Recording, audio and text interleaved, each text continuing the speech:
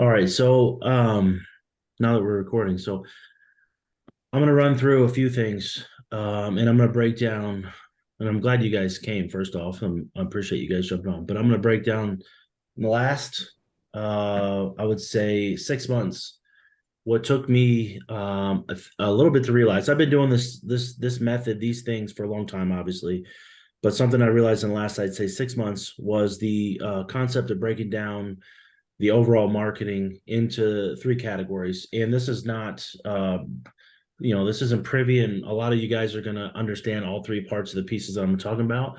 But for me, what helped me do is it helped me create teams and also helped me create systems and also helped me create a focus on how I break down the three parts on what's working and what's not working. And so what I've done is I've broken it up into three things: click, convert, and retain. And so anybody who's ran ads before, the number one goal of running ads is try to get some eyeballs, impressions, and get them to click. And so as I'll show you, click, your only goal is to literally get someone to click your ad. And I'm going to show you the things I do to do that. Convert is once they click, you've done your job there. Now you got to get them to convert on what our offer is. And I'll show you not only show you the products I do or use, but also show you the ad creatives. I'll show you how I create the ad creatives. I'll show you the AI tools I use. There's obviously, you guys probably know Midjourney. There's now a new one with Facebook, the Imagine Meta. There's also some other AI tools, plus just good old fashioned Photoshop and Canva to make your ad creatives. Two, the convert side of things. You could let your mind go wild. At least I don't. I don't let my mind go wild when I talk about convert. I try to make it as simple as possible. And the only thing I'm trying to get them to do is take me up on one action. And I don't give them any other action on the convert side but one. And I'm going to show you that. And then obviously retain. This is where I would say a lot of people will fail or come up short, especially in e-commerce or any service-based business. I would say is retain is once you've done the hardest part is get someone to become a customer. And then you just move on to the next person to become a customer, and the next person, next person, next person. But the reality is the easiest person to make a sale to is the person you've already made a sale to. And so a big focus on the retain side, that's your email, your SMS, your newsletters, any kind of touch point post purchase with them. And those are the three major pieces. I'm going to literally show you an offer on a brand with a funnel, the products, the ads, everything on one of my favorite brands. And most of you guys who know me know that I love deer hunting. So I'm going to show you one of my favorite brands, one of the original brands I ever did, called Bucks of Nebraska. And then I'll show you a few others that are doing different volume and sales. But the three things you'll see: click, convert, and retain. So when I reference those three things, just so you understand what I'm talking about, and does that all sound like it makes sense? Okay, Yes. cool. The first thing I'm going to talk about is the click side of things. And so everyone who's ran ads before, or haven't ran ads, or want to run ads, or you're like, how do I even run an ad? I'm gonna just dive in. And you guys, at any point, I want you guys at any point just to literally speak and talk over me and stop me if I'm talking or you have questions as I go through this. At no point am I just going to be sitting here. I just want to talk. I want you guys to stop me when you want, ask questions on anything you see, and anything you have questions about. So I'm going to share my screen. I'm going to show you a few things. I'm not just going to show you the easiest thing, which is like Google Ads, but I'll show you the hardest thing, most complicated thing, which most people are like, everyone runs Facebook ads. But I'm going to pull up in this screen because can everybody see the screen? Am I on the right screen? Everybody Yeah. see Facebook business? All right. So let me first open up. So in case you didn't know, I'm gonna design a new hoodie. This is Bucks of Nebraska's .com website. And so it's deer hunting. It's not overly complicated. People who love the state of Nebraska, people love deer hunting. It's t-shirts, hats, decals. It's pretty basic when it comes to the concept. I would say I don't want to oversimplify it by saying it's basic, but it's a lot of things that have gone into building the brand. One of the things, without showing too much, is the following that's being built with social. And so For 46,000 likes and 49,000 followers. I'm talking about the click side of things. The reason why this is important is because I can't overemphasize how critical it is that running cold ads on Facebook are extremely hard to do, especially with so many people running ads. So easy now to run a Facebook ad that running a cold ad just out of the gate on Facebook is extremely hard. Now, don't get me wrong. Do I do it? Absolutely. But I've been doing it for a long time, so I have a really good thought process, or I have an idea of what the creative or the audience should be. But you never ran it ads, or if you're always like fucking Facebook ads are hard, like they're always hard. I spend too much money. I don't know which way to go or what to do. I can't overemphasize the click side of the business that I'm doing. I'm selling hats and t-shirts, not overcomplicated, but building the actual audience is critical. And this is probably one of the most fun parts on the click side of the business. And this is literally sharing. It's not, this is like I said, it's just sharing stuff about deer hunting. You'll see, I just posted this a little last night, but sharing stuff about deer hunting. Mainly, I share during hunting season. I'll share people's harvest from the state of Nebraska. But these videos, I pull and find people are where the hell are you getting the content? Well, I will literally go to Instagram, which guys can do that. Same thing. Go to Instagram. You can grab a video, look at a hashtag, pull the video. Let's see if I can do that. Pull the video, and then there's actually Instagram download video. There's all these things you can literally click to download a video that you find on somebody else's Instagram. And don't get me wrong, people ask, like, well, isn't that unethical? No, it's on social media. They share it on social media. You can share it, but why I download the videos because I chop it up or edit it to certain parts of the video that make sense to me or what I want to use. You can do the same thing for YouTube and TikTok and all that stuff. There are TikTok actually on TikTok, the actual app on TikTok. You can click a video and there's actually a download feature on TikTok. And now what you'll see at the beginning of a TikTok video is the handle overlaid on the video, and then you'll see it start in the top left, middle top left, drop to the top or the bottom right, and then at the very end you'll see a screen that says TikTok. You can chop that up and edit that out if you don't want that. I don't really care. I like giving credits to the videos. If it's in there, it's in there. It doesn't bother me. But Instagram, TikTok, YouTube, or any video, if it's on social media, I'll use these downloads. You can literally Google, like I just did, these downloads. Instagram download, Facebook download, video, reel download, TikTok video download. You can all do that and chop it up and edit it. Do it from your phone too. But so you'll see this thing reloads. You'll see the engagement. Some videos, the longer they're there, the higher the engagement, the more people are seeing them. You'll see people that start commenting. A lot of reels, you'll notice. I actually monetize the video views on this page as well. So there's a thing called stars that you can get as a collab or as a content producer on Facebook and Meta. And so people can actually, you'll actually get paid by Meta for producing good content or sharing good content. I'll show you another example, somebody in my industry that does this extremely well. This guy right here is probably one of the bigger hunting influencer style guys, but he does the same thing. You can see there he's sharing a TikTok video. He's doing the same stuff. Everyone's doing the same thing I'm talking about. They're just sharing content, outdoors, hunting, fishing, whatever. But he monetizes it. Last month on Facebook, I think I made $1,800 last month. 2 months ago, some content had 100,000, 200,000 likes, shares, follows, and stuff. It was like $3,000. I mean, I'm not gonna, get rich off that, but the actual content itself is paying for doing that. So that's the click side, but I can't overemphasize this is where it starts, is the brand side of the actual Facebook page. Now, not just the Facebook page, there are groups. I actually have a podcast there too. You can see all these different states also have their own pages. But I'm going to show you this group.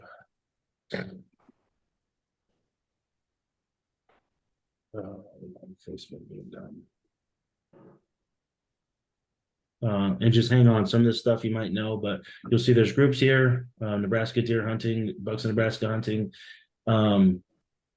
You'll see the page right there. This is the Nebraska deer hunting group.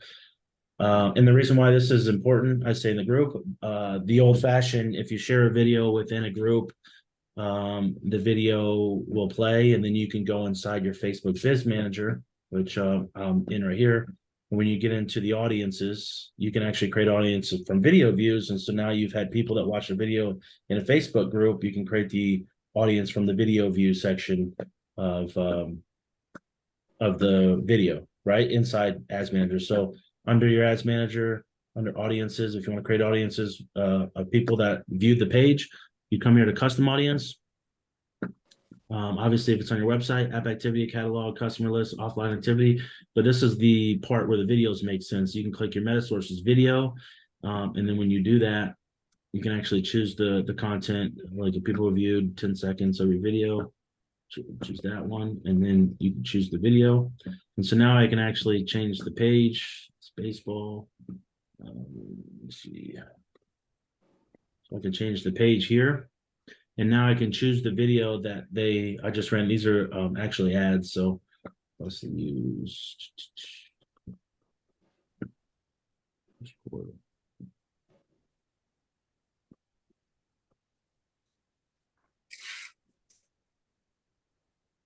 All right, so there's the videos right here. So I can start using these videos.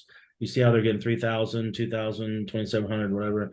The further I go back, like I said, the further you go back on the videos, these are just the last day, you get higher views, and therefore you can create the audience, video view audience. Same thing with your video view from the group. You just share that content from your page in the group, and people view it, and now you're getting people from a Facebook group to view your video, which you can then create an audience around. Again, this is all in the click stage, change your retention. So basically, how long do you want that audience to be built out? Do you want only people to see in the last 30 days, 45, 60, 90, 120, whatever it may be? Name your audience and then click create. And what that does is we'll create an audience down here that looks like this. So this is a viewed content, Buxton, Nebraska data set in the past 180 days.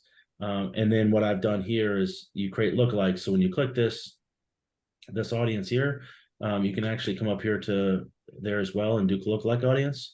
Now you can make a lookalike audience from the source, which will be that video. So you can do your event from your page, create a lookalike. And I do lookalikes at all, if you didn't notice by looking, I do lookalikes at all of the percentages. And then I test all of them, pockets 1 to 10.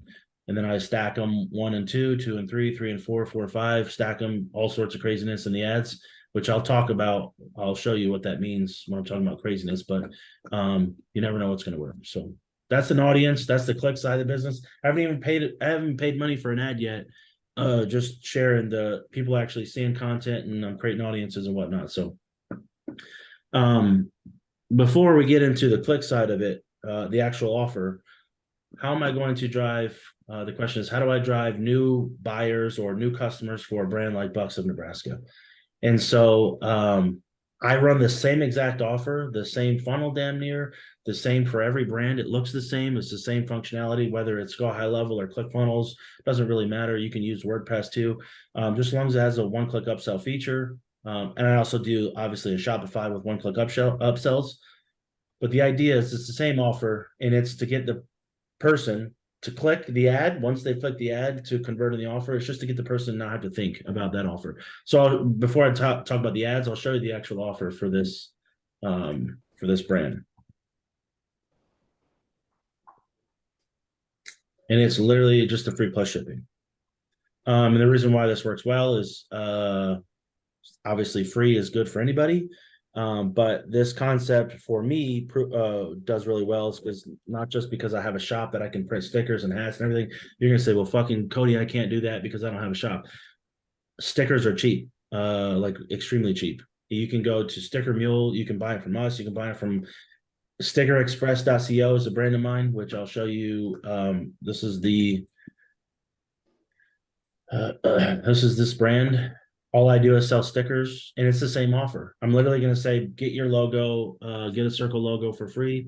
It's the same offer for this brand. It's a free sticker. Upload your logo, I'll make your logo for free, and then I upsell them. Same concept. Doesn't matter the brand or the product. I'm still going to do a free plus shipping. I'm typically going to use decals and stickers. just because they are so inexpensive. So this offer here, as you see, it's a free sticker, free decal, pay shipping, handling. I'm getting a $4 transaction. I'm setting this up in ClickFunnels. Is anybody wanting to see the actual funnel inside ClickFunnels and see the structure of it, or everyone understand the concept? Yeah, Yes, yeah, I'd like to see it. Yes, I'd love to see it. cool.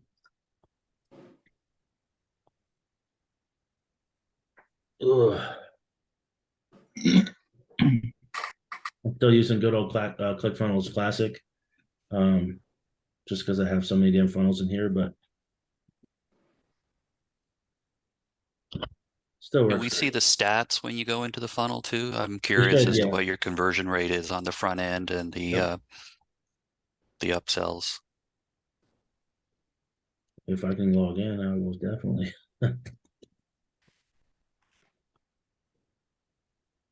All right, hold on. Let me I guess reset the password. This is annoying as fuck, but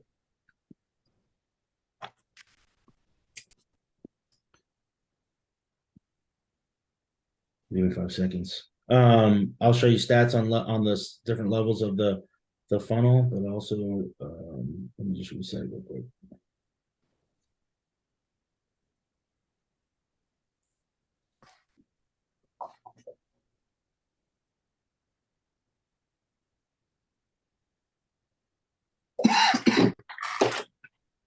Hey, that's the first time I've ever clicked reset a password on ClickFunnels, and it actually sent me the email within like 13 seconds.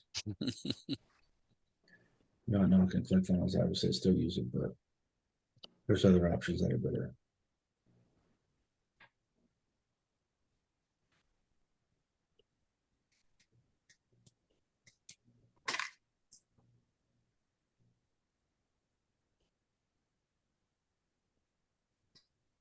Um, 2 seconds now, but I'm changing it.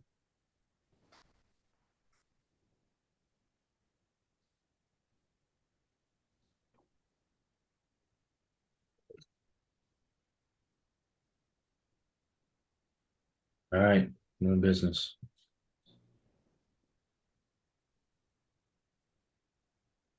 You fucking kidding me? uh,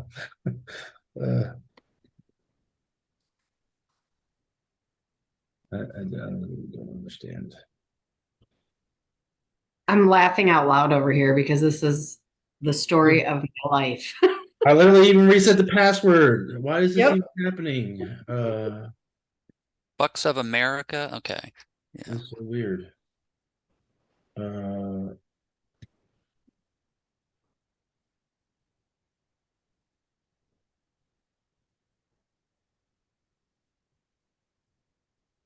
I've that shit in a million times the exact same way, and if it works now, just Yay. like every other human. There you go. Check that out. All right, so I have the offers in obviously you see multiple states. I have old ones that I've been running and then new ones that have different iterations, but I'm going to the one that's been most recently used.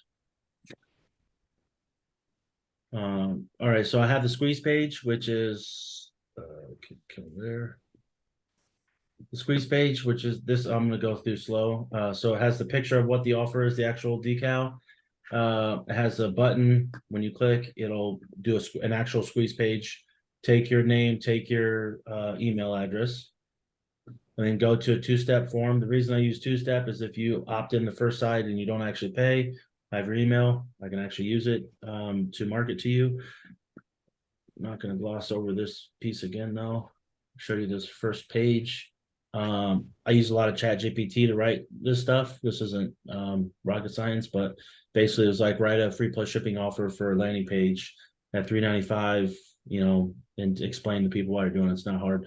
Put some pictures of deer for this offer. Obviously, you might change for whatever your decal is, but two-step order form there. And then this is probably the piece that a lot of people will not do well is I don't just do the free plus shipping. I'll use CF Pro Tools with ClickFunnels. I still love the CF Pro Tools feature, but there's your offer for your free decal, $3.95 shipping handling. but there's your quantity of 5 and your quantity of 10s, which change. So quite a few people will take the upsell, the best deal, or the quantity of 10s. Also have an order bump. In this order bump, you'll see it's a tumbler for $15. Get the tumbler for like 7. So I'm doubling my profit if they take the order bump. You see the CF Pro Tools, all that stuff's working well. Kill that. Cody, Yeah. can I make a suggestion? I run a similar funnel. You Yep. can pre-select the middle offer that's in yellow Yeah. using CF Pro Tools. That'll Yeah. increase the amount of people who take that offer. That's a damn good suggestion. And It's a separate CF Pro Tools thing, but yeah, it's part of their suite, and yeah. it's two separate things. But I you can probably should definitely have add. it I probably should pre-select the add middle that. one. Then I could just deal with people who are like, I wanted the one free one, and you gave me so I Yeah, deal with that and get that $10. That's a good suggestion for sure. All right, so there's the order form page, which is what we're on over there. Here's the order form. Then I have OTO for a sticker. I'll show you what that looks like. As soon as you paid, this is what it looks like. All the every funnel I run looks just like this. It just changed the colors, changed the sticker, but it's typically they just bought a decal. I'll upsell them into a bundle of decals, package of decals. Um, they just bought a decal, so sell them more decals. The old everything we've always learned from everybody in the marketing world, selling more of the same. Um, Again, these decals are extremely inexpensive, and to add another $12, probably going to get. I think there's only one, maybe there's 2 of each. So this is about $3, $4 worth of decals, almost $4 worth of decals, with $12 purchase price. And so I'm talking about cost of goods. Obviously, retail price for these is around 30 when we sell them on the site. You can see over here on the site, we'll sell them on the site over here for in the $30 range. 8 times, 6, 8, 12. All right, so there's the first upsell. This is all it looks like. You have one action, one button, yes or no. I'll reiterate over here. When they chose the action to opt in, it was just take the free decal. Here, they still have an option of claim a free decal. It's the same decal, just get more of it. I'm not offering them something different. I'm not saying get something else. I'm saying get more of the same thing you wanted with the order bump, obviously. There. Then I have a hat offer in the OTO. Show you that. Same thing. Looks damn near the same as the last page. There's the hat. There's the copy, yes or no, basically, of the offer. There's the shirt offer, or the next upsell, I should say. Gloss over. Same page. Basically, take the shirt. I have Jay's probably like, what the hell? I have the option to choose the pricing or the sizes, I mean, but the way I send this over to my Shopify store, which I'll show you, it makes it easier to do it when there's a button here versus the toggling. I'll explain that in a second, but haven't I figured that do out. it the same way. Yeah, Jamie hasn't figured that out either. And then there's the last upsell, which is a hat and a shirt now. Different obviously design, but same concept you'll see there. And now, so when somebody orders this, any of this stuff, now over in my store, I'll have this funnel orders. I actually built this funnel orders to do this because I would run offers inside ClickFunnels or Go High Level or anywhere. And there's all sorts of native things and whatnot, but there's a lot of features in here that I needed for myself. So I built this funnel orders app for Shopify, which allows me to send orders from ClickFunnels or Go High Level or whatever funnel software you're building via webhook. So it doesn't really matter which one. ClickFunnels is a key one right now, but it's just a webhook. Use the webhook and send the orders to. So the orders come in here to funnel orders. When the orders do come in here, you have to match the order. So you'll match the product that I'm going to show you right now, but basically it'll show the order, it'll show the products in the order, and then you match it to the products inside your Shopify store. And so you'll match it to these products that are already there inside the store. Once you match it and you have no errors here, then they'll actually push through, they'll sync into your Shopify store. But I can't reiterate why this is important, because the reason for me is because once it goes into Shopify, it'll now trigger under orders, it'll now trigger I'll show you this. It'll trigger because I have it tagged as online machine, which is the app. It'll trigger. There's a funnel orders right there. It triggers the app online machine, which is also mine, to now go into the back end, and the shop can now fulfill the order. So that's the reason why I use ClickFunnels or Go High Level to funnel orders to Shopify, is because now once it triggers Shopify, because of the vendor being set on the products here, I'll explain this to you guys. The vendor set is online machine. When that product right here, any product you have in your store, has the vendor or fulfillment center tagged, for me, this is how the software is built. It'll send that to the back end of the software so we can fulfill it in the shop. And so that's the flow for me, is funnel orders or Go High Level, doesn't matter, the funnel software, into funnel orders, into Shopify, and then Shopify will trigger my fulfillment warehouse, which will then allow me to ship the orders. And then once I get the tracking number, it'll send the tracking number back from Shopify into the online machine. And online machine will send that tracking number to the customer who ordered from ClickFunnels automatically. So I'll show you this piece too. Is I have a question about your funnel. Go ahead. Can you see this right here? Yep. It says Sienna. Yep. Sienna Rose. Yeah, Yep. it's a baby announcement thing. Yep. If how do I build it where I can custom? So what, like you had those like small, extra large, etc. Yep. How do I do it where I can connect it, collect a name to customize something like this? Yep. So if there's any personalization to a product, I'll put it inside Shopify, because Shopify will allow me to do the personalization a lot easier if you're not going to use ClickFunnels one up. By the way, if you're doing personalization, I would say you're much easier to just stay in Shopify. And I'll show you what that looks like actually. The good question. So let me show you. Here's our hat store. And we do personalization. This is literally this hat store. All we do is personalization in this hat store. And so I'll show you the offer page for that personalization.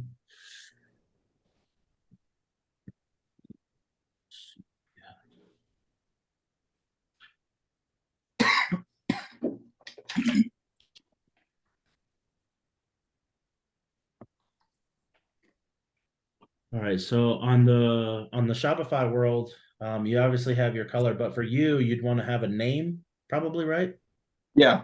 Just names. Correct. Well, this instance right here is just we upload the artwork. We're using to upload the artwork, we're using an app. It's called something dumb. File upload kit is going to allow me to upload the logo. There are if you go to Shopify, I don't know off the top of my head, but there are apps that you can have on your Shopify store, Kyle, that allow you to do the personalized products. Misspelled it, but it's the same shit.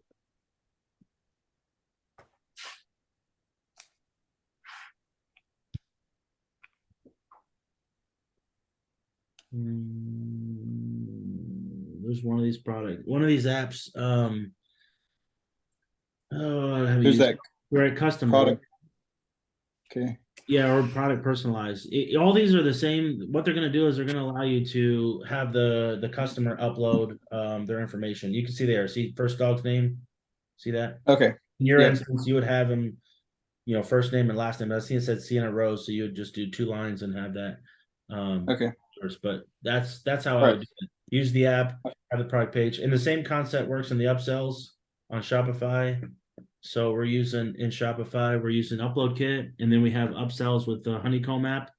And then same thing. If the order comes in and it's tagged the vendor, it'll go through online machine, which will fulfill the orders. And so if it's an uploaded image or uploaded text, the concept works the same, Shopify for you. But in that instance, you still want to make sure you have upsells on the offer, personalization. I'll actually show you the ad for that personalization while we're slinging it.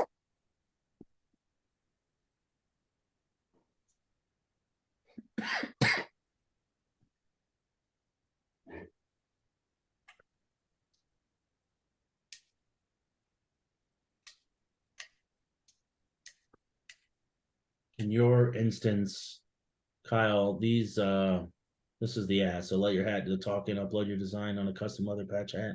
Say it with style. Yeah.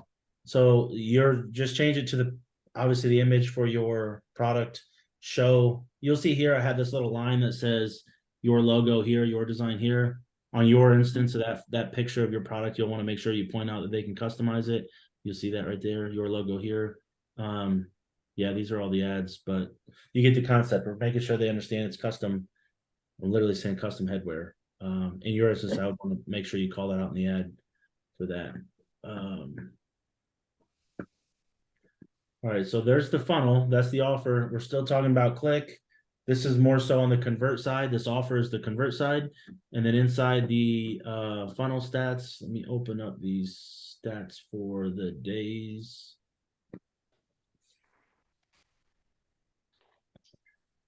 Filters. Wait. What the hell?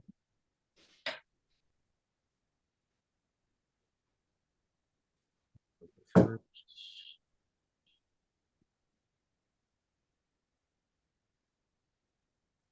See if that loads us.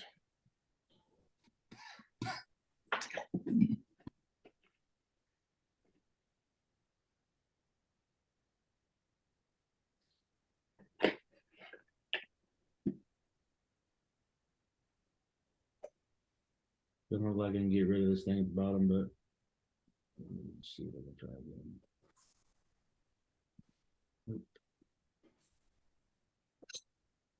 There we go. All right, so in this funnel, this is the most recent version. Probably hasn't even been running October. It's probably been running for like I'd say 10 to 12 days. About a week before Christmas. So this squeeze page has a 10% opt-in, the squeeze page. So this squeeze page right here, what that means is this page, right? I can't show you, it's the actual offer page. Offer this page here. This page has a 10% opt-in. So meaning someone comes here, they opt in at 10%. So 100 people come, 10 people opt in to this offer. Could it get better? Obviously 10% is not spectacular, but does the trick from an ad standpoint. But let me go back over here. Order form. This is probably from people clicking back and forth from the order form, and this is all jacked up. I don't know why ClickFunnels sucks, but you can see the opt-ins 174%. It doesn't make any sense, but 17 of 38 people that opted in took the offer. So 17 out of 38 is what I'd say, or 17 out of 54 makes more sense probably there. That's why that's 174%, but or they've done it multiple times. Same person does it multiple times. That could also be the case. You can see almost 20%. So 3 out of the 17 took the first upsell. 6, by the way, if you opt out of the first upsell, that doesn't mean you don't get any of the other upsells. It just goes to the next upsell. So you can click no, no, no, no, no, all the way through until the end. I forced them through every upsell to choose yes or no. 6 took the third one, 6 took the fourth one, 5 took the fifth one, the OTO. So order page, 4 OTOs, order confirmation page. See if I can, I don't have an order confirmation page, but James, probably not spectacular with this number. I could show you the other funnel too, but these are pretty close to what's going to pan out for this offer. A lot of people are going to take this free sticker offer. Let me show you this here.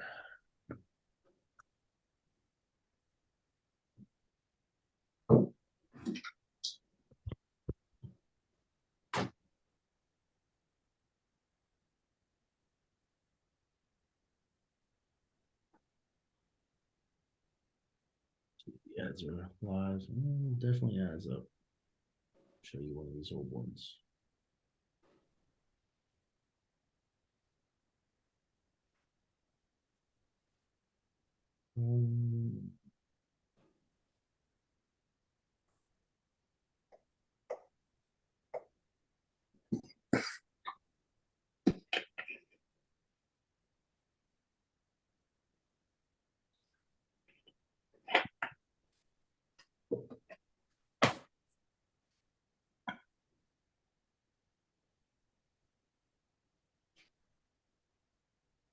not sure why I'm not getting any results from good old Facebook, but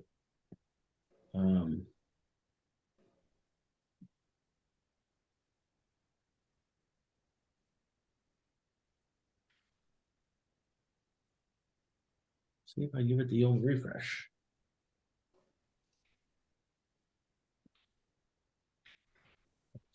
Browser extension you have installed and interfering with this application. You can cause unexpected. Click here to see the extension. Okay, let's do that real quick. Oh, friend filter. Awesome. See ya. You don't know what a friend filter is. Basically, it'll go through your Facebook and see how many people engage with your shit and then delete the people who don't. Huh. Maybe it'll work now. Starting to show more, but anyways, I'll just go down the ad. I know that one of the ads I know I want to show, which is the duplicate of this one right here. So in my ads set, so for people who are green on Facebook ads, the campaign is the objective in the campaign structure on this setup. Most of you guys already know this, but on the campaign structure, it's to optimize to get as many orders as possible. And so inside the ad sets, I'll just reiterate here real quick. Down here, it's auction type sales. That's the campaign objective, not impressions, not views, not nothing else. It's trying to get sales conversions. So just to be clear on that one, if I wasn't.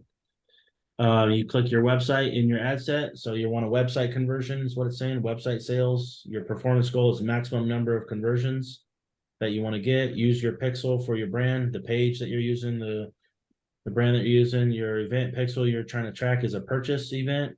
I'm not running impressions or all that other stuff that people do. Just straight to conversion for the free plus shipping offer. Budgets are different based on the ad sets, and I'll show you why. Some of them do better. These obviously that I turned off when I ran it didn't do as good as these top three, so the budgets of these went higher. That's why it says mixed values there. The dates are open. Then you'll see how I did the custom audiences and the stacks for all these there. You'll see here the hunter audience was literally a CSV uploaded of people who liked hunting. And then I ran an ad to that audience. These are buyer lookalikes, which literally just buyer audience 1%, 2%, 3%, and stacked 1 and 2, 3 and 4, all sorts of different shit. I can kind of show you what that looks like. All genders wide open. I chose just the state because this is the state specific offer, but if you're doing this offer for a brand nationwide, United States, if you're doing something you can do anywhere in the world, do the big five, which is like United States, Australia, UK, fucking Canada, all the big five nations. All right, so here's the ads. You can see the ads I use. Go over this real quick.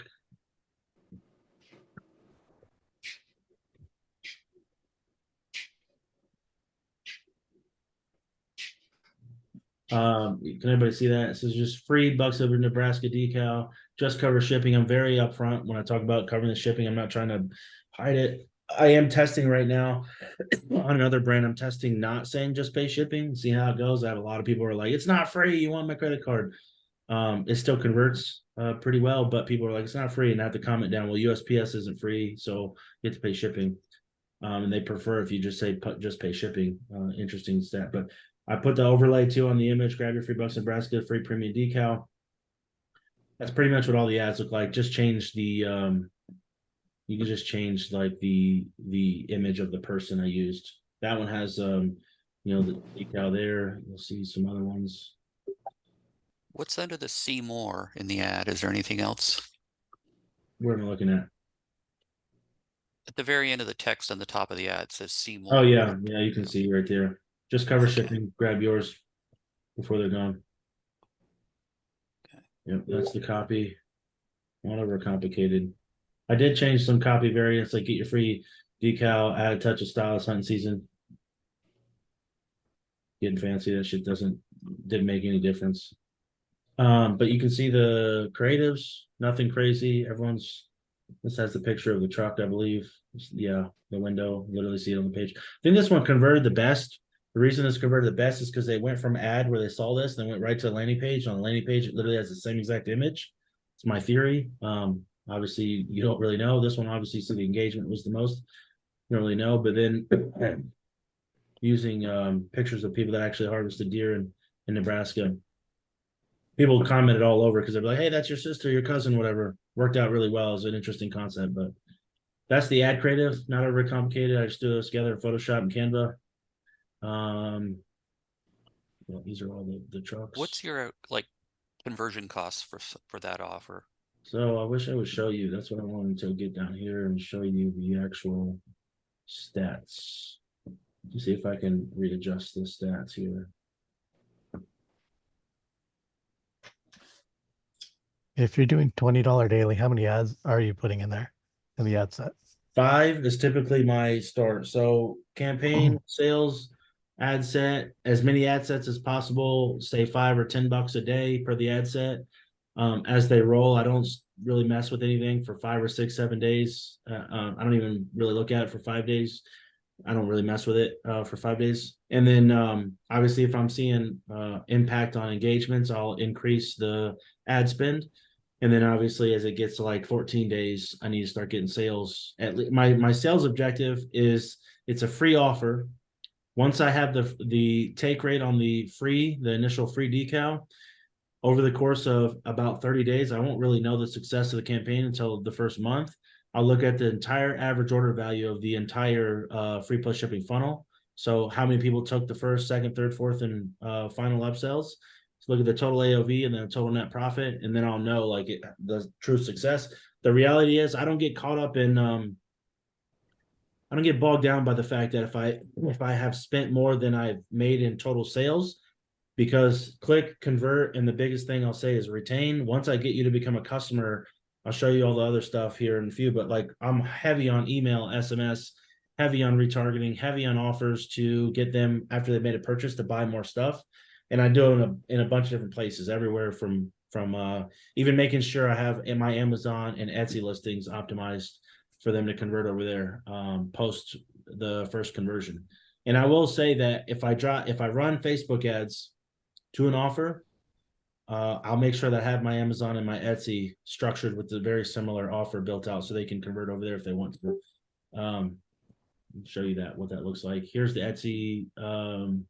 Show you this ad here since we're winging it. This ad here is for this duck hunt brown khaki. I just relaunched it this morning. This ad, but this hat here, show you the completed all the conversions on Etsy because of the Facebook ad, right? So the Facebook ad is driving demand. So you can see that same hat. There's a lot of damn people are buying that hat over here on Etsy. And obviously, yes, I'm running Etsy ads too, but you can see a lot of people are buying that specific hat, which I'm running on Facebook, which I don't find it a coincidence that specific hat is the one that's converting over here on Etsy. You see demand and people typing it in on Etsy. This is the hat I'm running the ad for Facebook. So a lot of people buying the hat there. But I'll just make sure that it's set up on Etsy as well. Kill that real quick. How do you connect that to Etsy where it goes? So, good question. So on the store here in the apps, I have this shuttle app sync with Etsy. And so I'll give you a tip here for using this app. Create the product on your Shopify store, synced to your print on demand app. So create it in your print on demand app. It's on your Shopify store. Then have the shuttle app and then push it to your Etsy. And so what will happen is you'll come in here and you'll see Shopify products. It'll pull in your Shopify products. And you'll click the transfer and update, and it'll transfer them it'll match them to your Shopify products, transfer them into Etsy. And then that way, when you get a sale on Etsy, this app will pull the order from Etsy into Shopify, and then your Shopify POD app can actually do the fulfillment for you. And so can't tell question. Yep. Why are you doing it on Etsy instead of just Shopify? There's people that search and buy on Etsy specific. Etsy's like Amazon, so there's already people going to Etsy.com and they're Right. searching for gifts. And so there's already buyers on Etsy that may not be in my circle realm of people that can run an ad to or in my email list and whatnot. So basically just another pocket of buyers that I can reach. And there's people that specifically think because it says Etsy.com, it's higher credibility, it's going to convert higher, it's safer. They have all these preconceived things that it's different than just buying it on my .com myself. They just trust the Etsy vibe more. There's huge volumes on Etsy that can be sold of products. We mainly sell on Etsy, so that's why I was wondering what the. Yeah, and here's the thing: Etsy also allows you to run ads, and they'll give you a kickback on your products. So I'm not sure exactly where that thing's at, but you can go to your active products, and you can actually run the ad to an Etsy link. I think it's under the marketing. Hold on.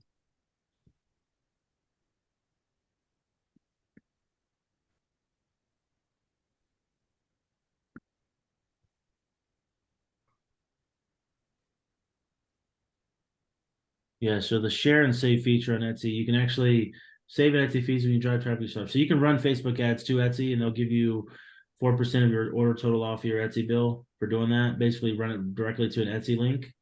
I don't do that. Obviously, I can see the demand being driven to Etsy by running the Facebook ad. People just see the brand. There's your link. Copy that link. You can also get a direct to product link. It's pretty much the same. You just show you what that Okay. looks like. Yeah. Because I've ran ads from Facebook strictly to Etsy, but I didn't know about that. Yeah, so this is the URL you'd use right here. You'd have to use this number, this part of your URL plus the one that Etsy gave you. Okay. You have to do that /product to make sure you're getting the credit by doing Okay. so. Let me taps in. All right, so now we're still in the click phase of this whole thing. We're tapped in the convert side, which is the offer. Again, the offer I like to use is decals. I'll also show you decals is the easy side. It works, does well. Taps, what's up? Good to see you, brother. Glad you showed up. I got the recording too, so I'll send it to you at the beginning. But I also do. I'll show you this brand here that I have. We also do. Cody, do you have a rough estimate of what it costs for the decal conversion? Yeah, Just trying let to see me. where the goalposts are. Yeah, let Like me see if I can get this thing. Here under we go. $10 or $5. She. I'm just really curious about how you're doing it. So you'll see some of these are 20 to 30, but the good one, I'd say somewhere around that 20 to $25 mark. And I don't think I've ever, I mean, 5 years ago, I could get a $5 or $10 purchase conversion, but I don't think I've ever targeted a certain CPA for the cost on the free plus shipping decal. Again, because I know the AOV is going to be higher and the margins. So this one right here is $28 per purchase on 15, but that's not the total of the, of the overall. That's just for this time period. See if I can get a maximum view for you.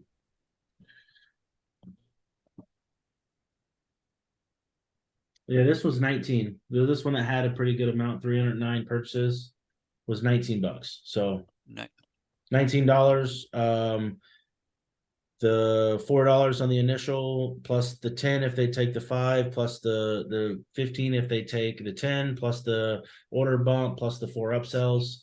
My target's a break even always. That's just, I'm trying to break even. It's the acquisition of the customer and then the retained side of the business, which is all email and SMS. Which, I mean, that's the biggest piece is once you get them to convert as a customer. So that's where I was at there.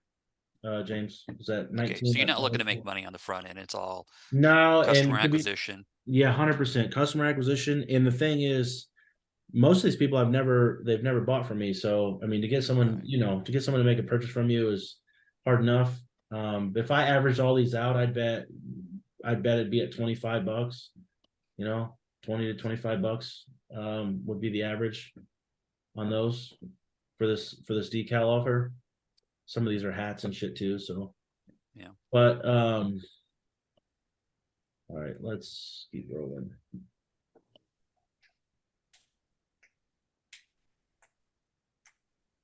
There's the conversion rates. Again, I could change the order bump price of the product, go from 15 to 20, add another $5 on the order bump, getting those people to take the order bump. I could finagle the pricing there, James, and figure out how to make the acquisition cost a break even or positive. I don't get too caught down in that. I don't get caught up in the convert side of it. I just use the same funnel, the same offer, same flows, make sure it looks good. I do want people to obviously take the first purchase to convert in that regard, change that offer, but I don't get too caught up in changing the prices of the OTOs and whatnot to finagle it too much. If it's converting, it's converting, and I really rely heavily on the retained side of the business. Email Can and you SMS. expand that first arrow, the one where it says order form new? Yep. Can I see what percentage take? Okay, so it's about even split between the 5 and the 1 pack. Yep. Okay. Which is nice. If I was to do what you suggested, probably be an interesting concept, because I bet you everyone that took the 1 would have taken the 5, or at least the majority would have opted in on the 5 automatically because they would have already been automatically chosen. I'll definitely check that one. I think I could probably do that today. All right, so the click convert. So now we're in the retain side of the business. So let me offer, funnel, ads, landing page. You ever tried the rush shipping offer for the the order bump? The dilemma on the rush shipping is I own the shop and I don't really want to put pressure on the shop. So I actually honor the rush shipping feature, like try to get it out faster. I do have the ability in the online machine app that I've built to, when someone purchases, the rush the order, put them to the top of the queue. We have that feature in there built. The difference is it doesn't really change like when the shop is pumping. This isn't the only brand that we're pushing orders into the back end of the shop. There is the same concept. We have the hat, this lids brand runs the same offer. It's literally it's literally a free decal and then a 6-pack of hats. You saw the offer there. And then going into the shop, there's also tumblers store. There's also I just have a lot of different shit pumping in the back end of the shop. So, but I do imagine if you're using a POD app and there's a feature where you can pay them to make that a category or make that an option, that's probably a good one, is the rush shipping, especially going into holidays. I bet you can really leverage the rush shipping feature and squeeze them on that extra $9 or something you want to charge them. Probably the best $9 you can probably get, probably the highest converting offer, to be honest, James. But Hey, Cody, decent. Yeah, what's up, Jake? quick question. Are Yeah. all of these your stores? Yeah. Dang, that's a lot. Yeah, and they all do the same shit. They sell a decal on free plus shipping, and or like I said, I will show you. I wanted to show you this one. I wanted to show you this offer. So this is you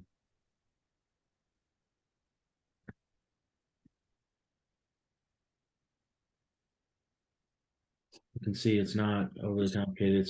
It's fishing, hats, shirts, decals. The offer that's converting right now for this is, let me see real quick. I think it's we have a free jig. We got like 1,000. Yeah, there it is, tungsten jig. And let me show you the actual funnel. Looks very similar to the other one. Yeah.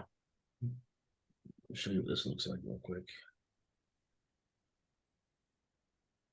Yep, 2-step, there's the jig, 2-step order form with a bunch of upsells. These cost us, I think I bought these in bulk, found them in bulk somewhere. They cost me like literally 10 cents per jig. And this is an AI generated image with Midjourney AI. If you guys have probably all heard of it, I uploaded the image URL of this jig and then I had it do the backgrounds and stuff for it. That's how I didn't take this photo at all. Wow.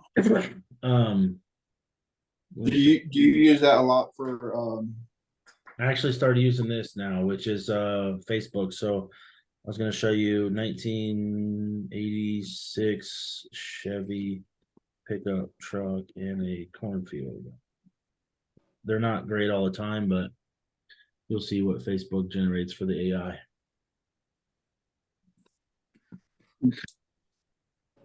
Yeah, not bad. It's got the Chevy emblem. It's in a cornfield. But yeah, so there you go. There's some ad creative you can use. This is free. Imagine.meta.com. You can do ad creatives and shit if you're doing this. I don't know, whatever you come. But I'll show you this picture here. I use this picture. I got it from Imagine. I went to Fiverr. I used this cat right here, Satria P. I gave him the picture right there of that image, and then I said I want it made as a t-shirt design, and I'll show you the actual t-shirt design I made. This is the 1995 F-250, same concept I did with the AI. I made it a t-shirt design, but see if I got that picture to show you what he did. I know it's in my Dropbox. So I'm not using too many custom graphic designs, if you guys were wondering on that. There's the picture. That's what the guy did from Fiverr with that see if I got it over here. Where's that again? Yeah, that. So he made that design for me using that image. And then I made a t-shirt out of it. I threw the logo on it. Put it on Etsy, put it on the store, and new design concept. I don't ever just do a graphic designer anymore. I just literally the AI shit is as simple and easy and fast as it gets, and I don't have to deal with people. All right, so now the retained side of it, and jump in there real quick. I showed you the offer for Basscasters. My machine, followers, bucks, Fiverr. Sign. Let's see.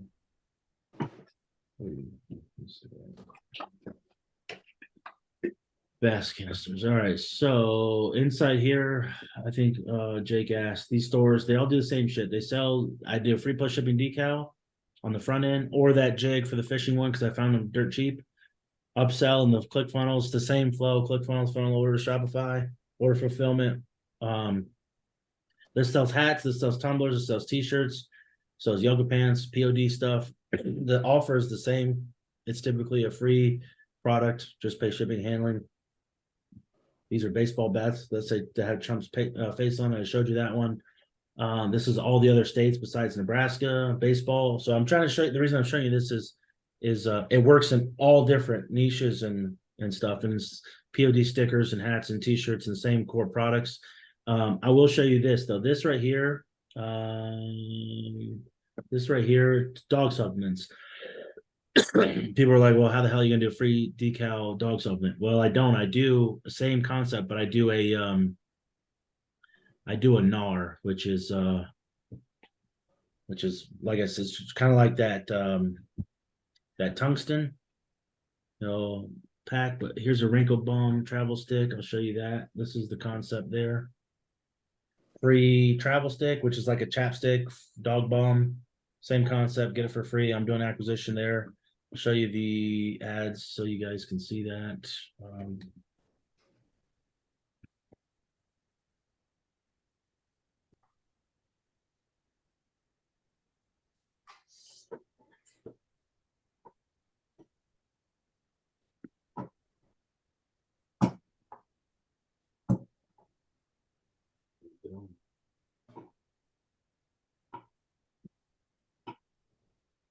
There's the skin soother.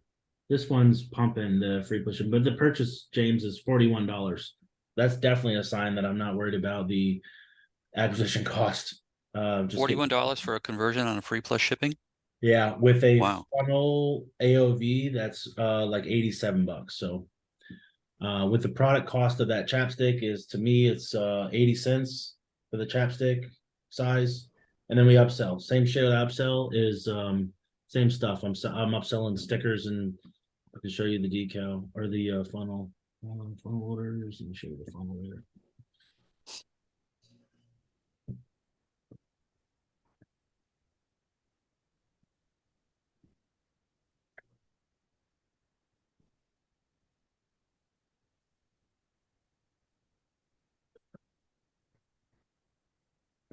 Yeah, upselling a wipe there, a hat, and some stickers. Obviously, this funnel specifically hasn't had that many people, 100 people go through it, but nobody's even reached they have 43 views. So same products on the upsell. All right, so let me go into the retained side of it real quick and jump into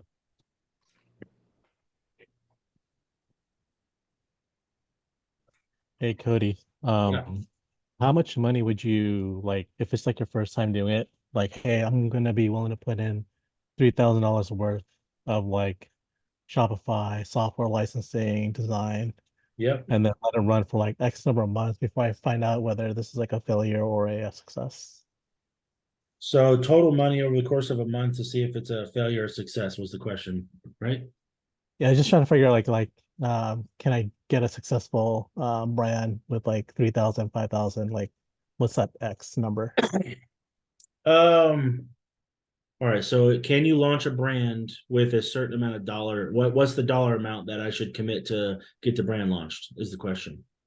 Yeah. All right, And so like how many months should I give it? yeah, so conceptually, this is a mindset question, really, but all the brands that I showed you in there, none of them have really, I've never really ever had a front end offer that has absolutely crushed or been profitable on the front end with an ad.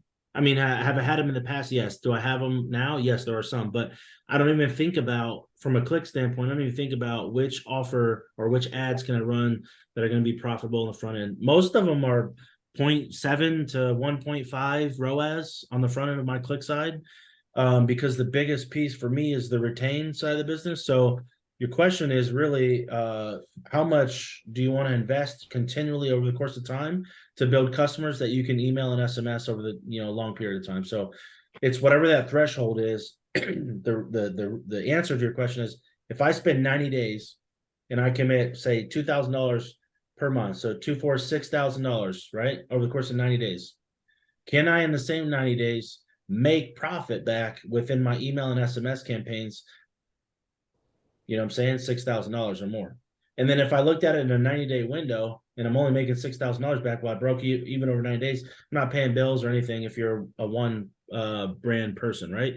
But it's a long game to me because I've just built an asset that has $2,000 in sales over the course of 90 days. In 6 months or 12 months from now, the likelihood of, as long as I can keep pouring customers into that email and SMS, the retention side of the business, that 6,000 is going to grow. So that's the answer I give you. I don't know if it's like unclear, but it's as much as you can withstand, as long as you can track your retention side of your business. And again, if you enjoy the concept, you're passionate about the concept or the brand, I mean, you see this, like none of these brands are shit that I don't like. Like none of these brands are, I'm not selling dresses or anything. Like the yoga mode thing, I enjoy. I actually do enjoy doing hot yoga with my wife. I actually like it. Selling tumblers and hats and stickers and decals, that's basic. Those are product specific. Those are just common sense ones. But like deer hunting, bass fishing, using dogs for hunting. This is literally selling deer piss, like literally selling the piss from a deer to deer hunter. Again, a dog brands, dog brands, all dog brands, stuff like that. I'm not doing anything I'm not passionate about. So it's how long I can withstand to spend the money over the course of time to build up enough customer buyer list that I can email and SMS to build up that can like build up enough monthly revenue. People who think, oh, if I just run ads in 60, 90 days, I'll be profitable and making money. That shit I've never seen in my life. I've never once sold that, never pitched it, never told anybody. You'll never see an ad from me that says, drop ship your products to way to wealth, make $1 million, something. I've never done that shit. Never will, because the reality is I've never done it. I have all these brands that do well volume wise and money, but I've never been a flash of like overnight success, taking me months. I started Bucks, Nebraska in 2013.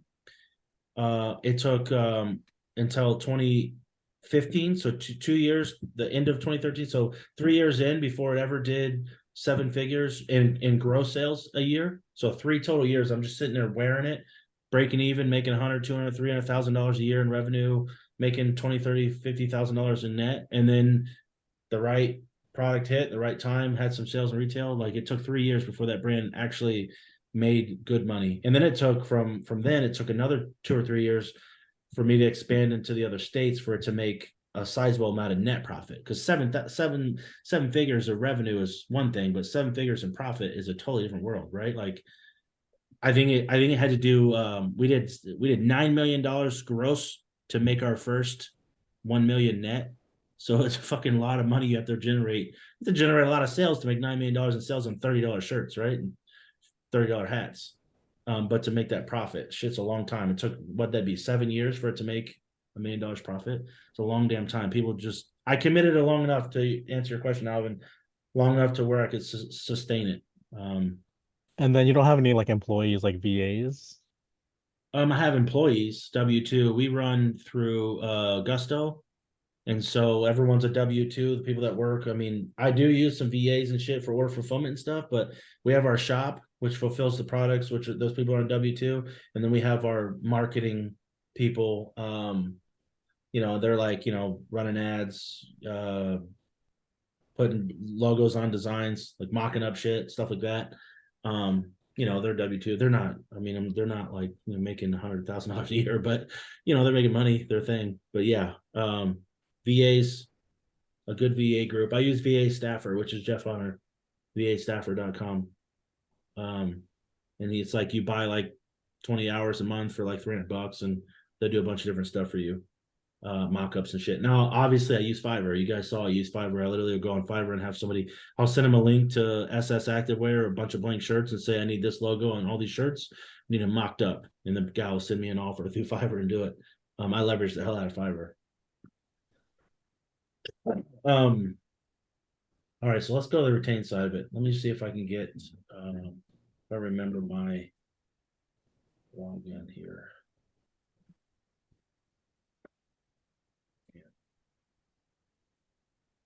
Hello, hey Cody.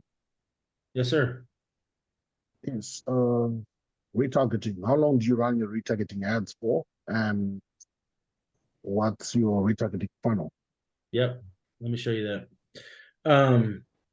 So retargeting in general, the concept is in perpetuity. You're always retargeting, but most people who do Facebook ads, like I've done this before, I've done this in the past, but they'll do a top, a middle, and a bottom of the funnel. And then they'll also have retargeting. So top is just broadcasting a bunch of ads, see how many eyeballs you can get. Middle is the ones that people click, and then the bottom is the people that you're trying to get to make a sale and convert. And then once they convert, you have your retargeting. So there's 4 phases. I've literally broken down my ads where I literally had top, middle, bottom, retargeting. As simple as that. But what I've done now, when we move to based on what Facebook ads, you can see over here, this is $177 per purchase. It's just the CPA for me, I don't get too stressed out about because there's so many things in the back end, long-term LTV and all the stuff I look at. But what I'll do is these are all prospecting campaigns. Most people think they're just top of the funnel, but really what that means is that you haven't clicked on my site or been to my site in the last so many days, or you haven't bought from me in the last so many days. So that's what I consider a prospecting ad. And so I'll actually add in my retargeting ads or audiences inside the prospecting campaigns. Like I said, I used to separate them amongst the 4, but now I just put them inside the prospecting campaign. So I'll just try to get somebody who hasn't purchased from me in the last, say, 30, 60, 90 days into my prospecting campaigns. Counterintuitive to what most people do, but that's how I do it because it's just I'm trying to put a new ad in front of those people. I want to make sure they get it. And if I'm just retargeting people, think about this. If I just retarget people with a retargeting ad, they're never going to see my new offers or new ad creatives and all that shit that I have at the top of the funnel. And so that's why I throw them in the top of the funnel with 30 to 60 days because they'll never get to see I put all the work in the top of the funnel, right? Retargeting basic shit like, hey, you haven't bought in a long time. That stuff used to work, but now I just want to see. I want you to see my best products, and so I put my retargeting ads tabs in the top of my funnels on Facebook ads. So how long am I doing it? It's in perpetuity. They go in the top of my funnel, and that's typically the audience. I'll create the audience, add it to the campaign that is running my prospecting ads with my new ad creatives and whatnot, new copy, new offers. And then I'll have those audiences will be something like haven't visited my site in the last 30 days, haven't bought within the last 60 days, stuff like that. And then that's my retargeting campaigns taps is I'm just using people who haven't visited or bought. Does that make sense? Yes, Cool. yes, yeah. Do you use triple whale or anything like that in order to manage campaigns? We do use triple whale. I don't lean on it as like the end all be all. I also have North Beam, which is North. I have Lifetimely. That's one that I love, and then North Beam.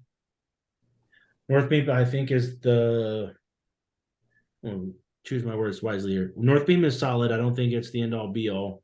North Beam is good for making ad buying decisions. I don't think it's good for making overall business decisions.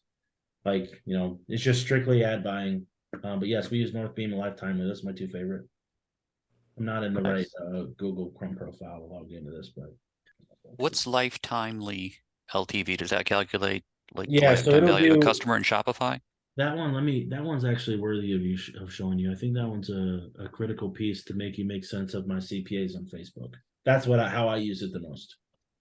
So let me log into Lifetimely. So this is the lifetime value, and then this is in the different cohorts. And so I'll show you why this is important to me. It's got a lot of information.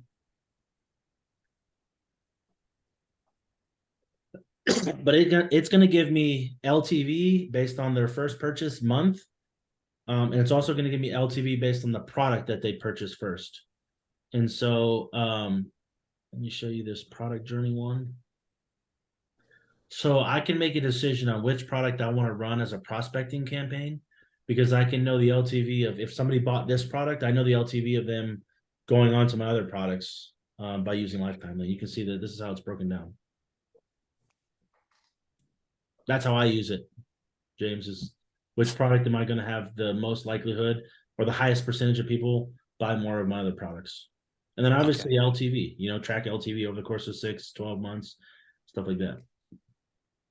But does this allow you to segregate audiences to resell other products? Yeah, exactly. So the thing is this example here, this snout soother, right? I know that this snout soother is 1-to-1. People who buy snout soother are going to buy more snout soother. They're not going to go on anything else. So leveraging snout soother to try to get someone to go up here and buy a wild Alaskan salmon oil, probably not a good leading offer, right? But I know that if somebody buys my Alaskan salmon oil for the first purchase over the course of this time, they're going to go down here to literally almost every other product. Plus, they're going to go over here to these other products for the second purchase, right? Or the third purchase. Plus, they're going to go over here for their fourth purchase. So, like, try to get someone to buy your Alaskan salmon oil, and for this brand, trying to get someone to buy this is worth me having a $177 CPA, because I know over the course of so many months, they're going to purchase 50. They're going to have $500 worth of LTV for me in the first 3 to 6, 7, 8 months. Cody, have you tried like the alcohol niche, like for t-shirts and hats? Say that again.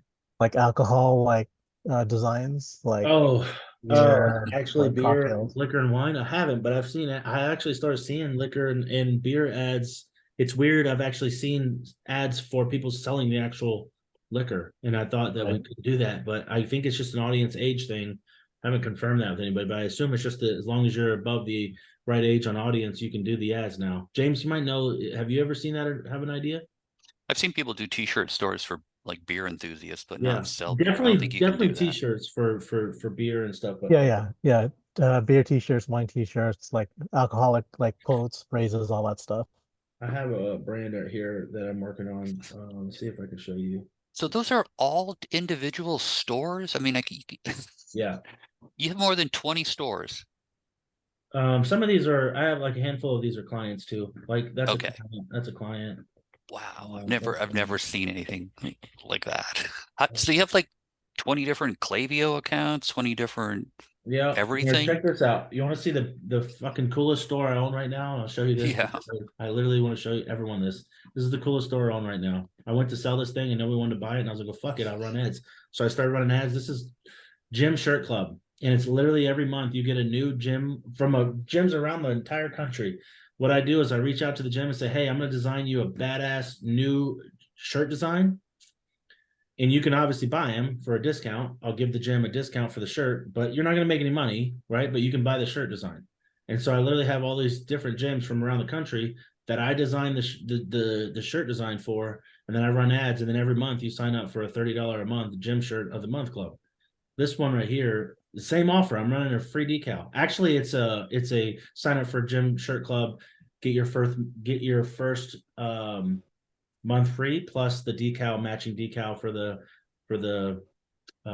gym, and that's doing really well. What Why would software somebody do want you to- use to manage the subscriptions? We have Stripe if it's in the funnels. We have. Let me show you here. We have. But to actually, keep track of, Recharge. this month I'm going to send this person this, and this person canceled, and there's a Yep. lot of things. Yeah, Stripe does the under the hood We have stuff, but Recharge inside Shopify. Recharge and Skio. recharge. Okay. Yep, Recharge and Skio. Like on Natural Dog, I use Skio, which is interesting. Skio. Yeah, it's a new one, but I switched from Recharge to Skio last year. But let's see if I can show you what it looks like in here. The top there. You could type it in, but I didn't do that. That's too easy. There it is. See if it logs in for us. Skio.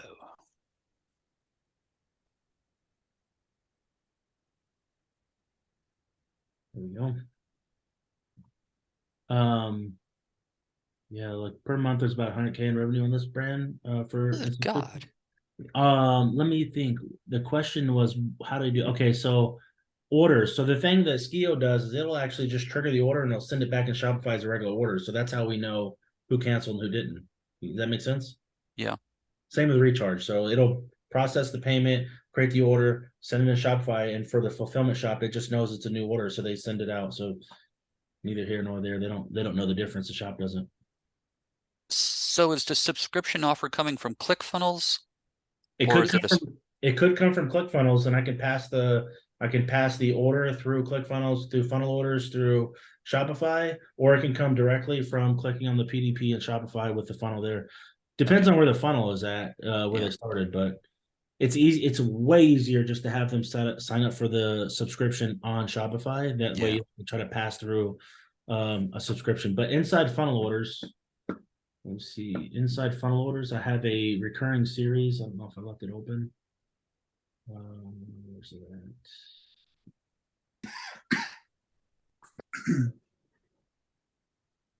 So your question, James, I created a recurring series sync, and that allows you to sync a Stripe transaction from a funnel to a Stripe transaction on your Shopify. And if you're using the same Stripe account, it'll actually sync, you know what I'm saying?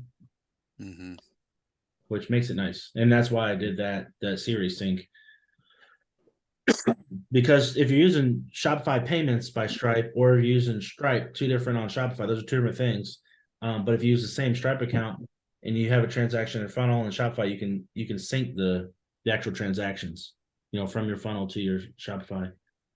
So having variations as part of your subscription model, does that create a headache? Like t-shirts and No, because once it triggers the recharge or something, triggers the reorder, it sends the size and the color and all that stuff to Shopify. So the shop, they just operate as normal. They don't know the difference. Okay. Right? Like they just see, oh, it's a black shirt, large with this logo.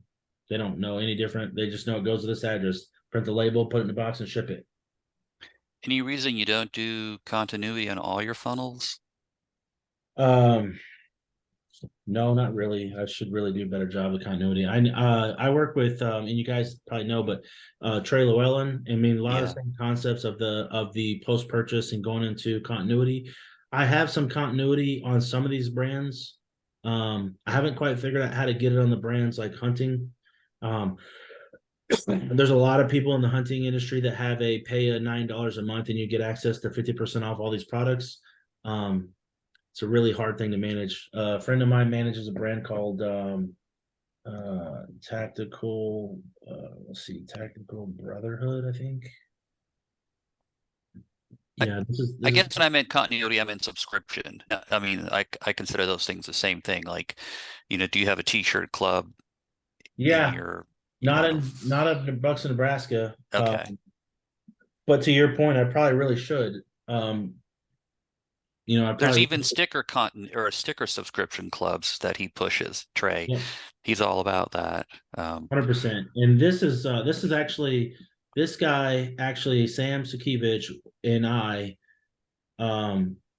This is when did I speak? 2017, 18, whatever. Went into one of Trey's events and whatnot. Trey's heavy on this stuff, as you know, and he started this brand that year. And this, I think he has recurring revenue over $100,000 a month. But his recurring revenue model, Tactical Brotherhoods, is like a shirt and a decal every month that you get for it charges you like $19 a month. But you also get access to a portal that lets you buy products at like 50% discount. He like pays a subscription monthly to have the access to those products. But he crushes, man. He's doing like, I don't know, $100,000 plus a month in sales, just strictly subscriptions. Obviously, I don't know how much product sales he's in, but we fulfill his stickers. That's all I know. But to your point, it works in a niche, and the subscription model's great. But I think you're more talking about physical product, like an actual product. T-shirts, sticker. I should probably make that a real focus of getting that baseline foundational on all those brands. I really should. A majority of them have them, not quite half, but majority of them do. A lot of these brands are B2B, like let's see, like Lids on Demand is a B2B brand. So I don't really know. Like basically you're just a business that comes on here and you need hats, upload your logo and buy hats. I don't really know off the top of my head like what I could get them on subscription for. Maybe I could just that doesn't sound like a subscription opportunity. But to your point, I probably do need to make a focus on getting every brand some sort of continuity built in, because it just makes too much sense to not. Hey Cody, do you have anything like an app where like you get 300 points, you get this prize or this reward? Yeah, actually, that's a good question. We use so I have two things. One's Inveterate, which is a membership app, and then one is Loyalty Lion. Loyalty Lion right here is build up for how much you buy from me, you get rewarded points. And then you can redeem your points for products, Loyalty Lion. The other one is Inveterate. Inveterate's literally you pay me $9 a month and I'll give you access to certain things. Like I'll give you a constant discount code, that type of stuff. Two different things. Loyalty is like you purchase to get points to redeem, and then Inveterate is like membership style points, stuff like that. But yes, 100%. Have you done any like giveaways of like, let's say it's a $300 product just to build your top of funnel audience? I haven't in the last like I'd say year, but I used to do I used to do a lot of giveaways. One brand that I'm helping and consulting with now, we started a giveaway. I don't know if I have access to his actual store, but I want to see if I do. We started a giveaway. He's doing bed sheets. Let's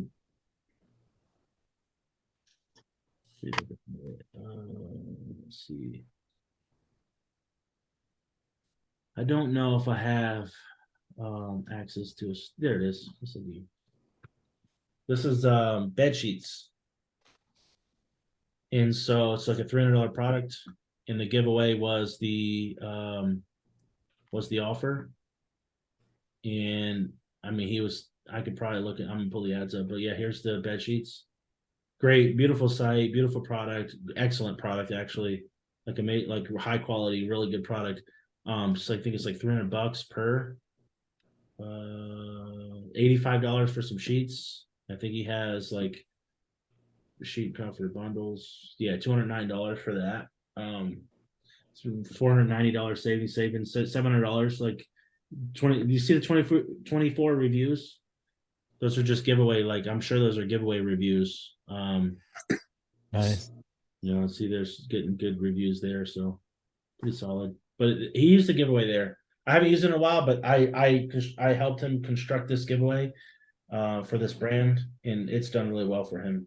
I think we can actually go look at the ads. I think he also has a Facebook group we built. And the Facebook group does really well. I don't think any of these are gonna be him. What are your thoughts on international sales? Or are you just strictly focusing on US? Man, I'm as vanilla as it gets. So I stick with the States because the products that I sell are out of the shop in North Carolina, and it's easy for me to fulfill on. However, if I'm have a drop shipper, especially if it's from China, I will do international for sure. I've drop shipped shit tons of stuff from China and done the big five. All the long Testa, Australia, UK, all the time. Australia is a big market. I could do a lot in Australia with fishing. And then UK does pretty good with fishing. The northern side of UK does really good fishing niche. I've sold like the Alibaba like fishing pin. I don't think I did this many years ago. I don't even know if anybody's selling this stuff anymore, but did well. Let's see.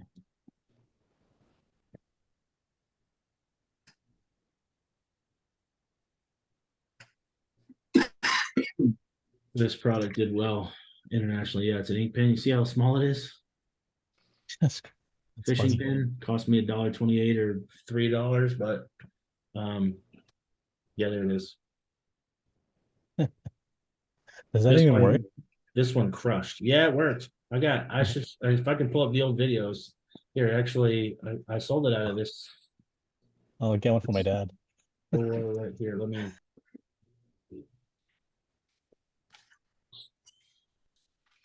Sold it out of this store right here probably 5 years ago. See if I can pull up some more orders. It's gotta still be there.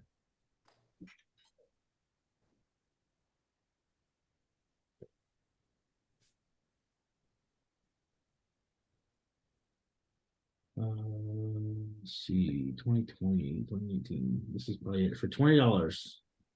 Is this it? Yeah. Nope, that's not it. It's a fucking hat. Hold on. Let's see. Mini fishing pit. There it is. There's the offer. That shit Damn. sold like wildfire back in the day. 20, that's yeah. That's to Arizona, but I did this one international for sure. Because it was drop shipped. So I didn't really care. But I'll specifically do international sales when it's a drop ship product. And people are saying the jig here. I'll show you. This is people wonder how am I getting the product. So I bet you I can show you the jig I found. Like what you could do instead of those decals, you could just buy a bunch of these cheap products. 100%. Right? 100%. If you don't want to do decals or you don't have a shop to do the decals, you can Yeah. just get you about 1,000 of these cheap ass products for $1.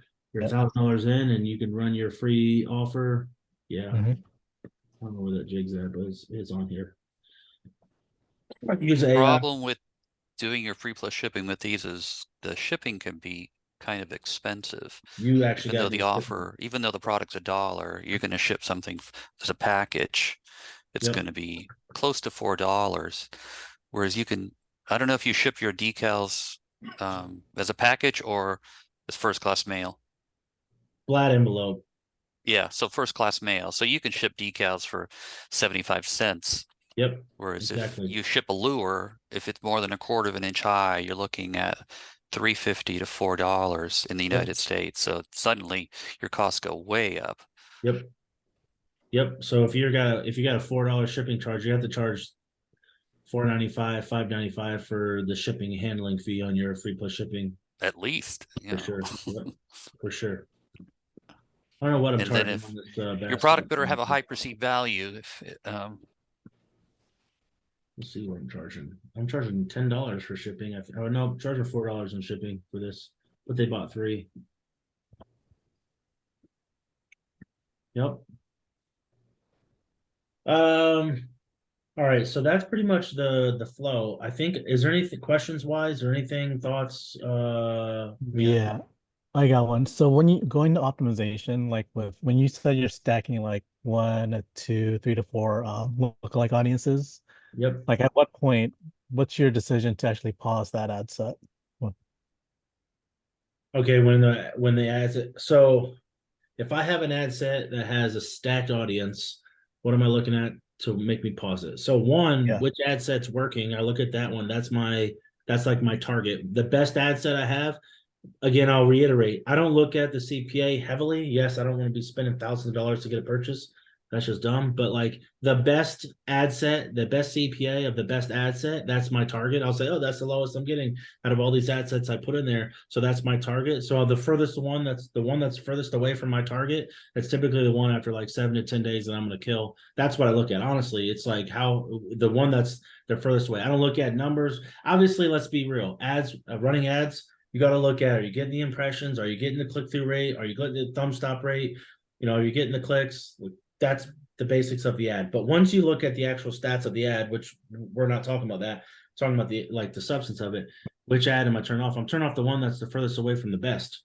Because again, to me, I'm not going to stress about CPA. I'm just going to try to get as many of those ad sets working as best as possible so I can really get a customer converting so that I can move them into the retained side of the business. And is there any reason why you're not on Google Shopping or YouTube ads? Two reasons why. One, hunting for deer. I always get messed up because I have dead deer and I do have gun stuff on the site. And so Google has triggered me, shut me down, and got me messed up.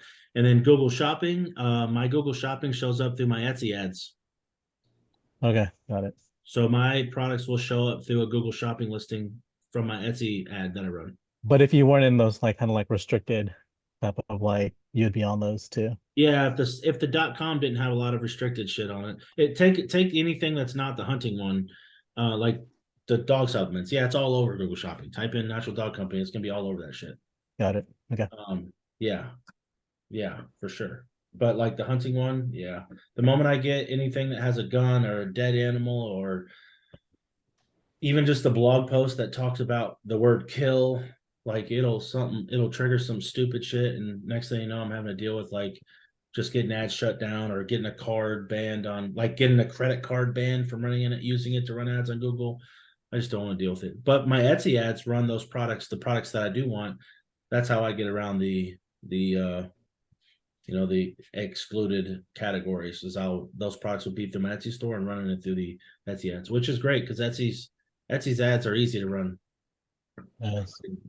Put in $5 or $10 or $20 or $50, and it'll run a Google Shopping ad for you in Etsy, which is great.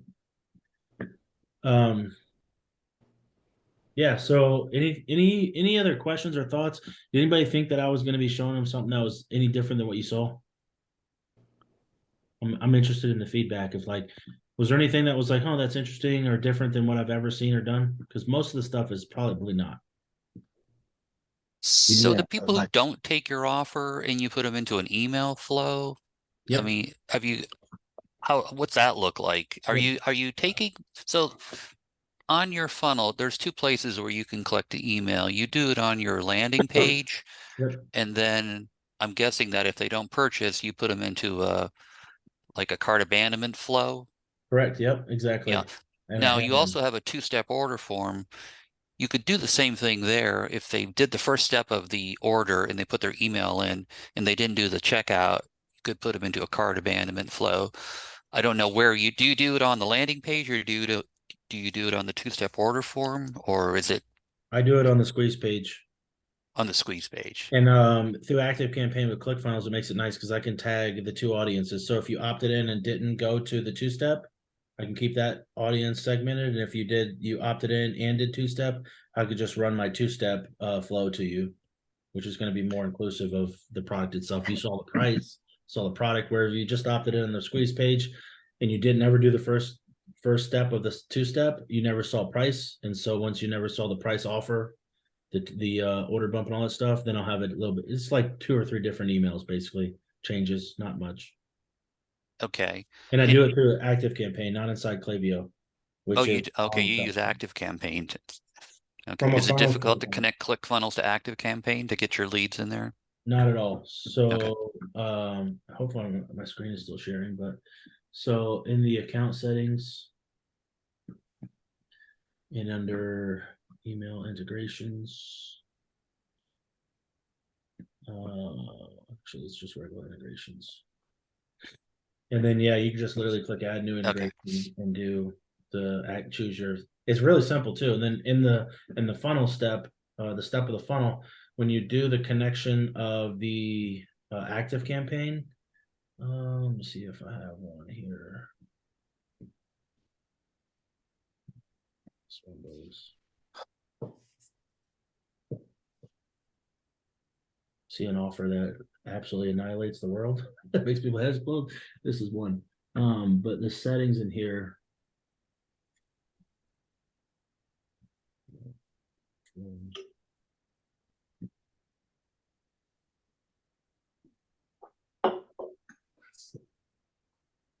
So in this piece, when you have the integrations, autoresponder, this is on, active campaign. You see how it says integration, active campaign, the action, add it to a list, and then list to add to, you can choose that.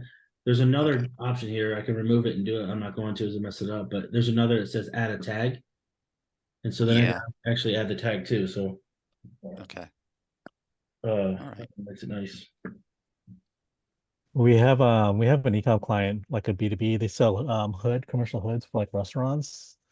And then like we do data consulting for this guy, and we do identity resolution. So once when they hit the landing page, we actually get a 50% shot of getting their hashed email or even the raw emails. Yep. And they have a call center or a sales team where they just call them directly or cold email them right off the bat. And then like Yep. their products are like $3,000, $7,000. Yep. The lifetime value could be like $100,000 because it's commercial. So we're actually doing this for a couple of clients where we just throw a pixel, identify the visitors, and then we take that first party data and then feed it back to like Facebook via API and That stuff YouTube ads. crushes. I bet you Yeah. the DMs do extremely well. The conversational DMs for sales. Mhm. No, Are they what they're good? doing is they're cold calling and they're emailing, and it's working. Nice.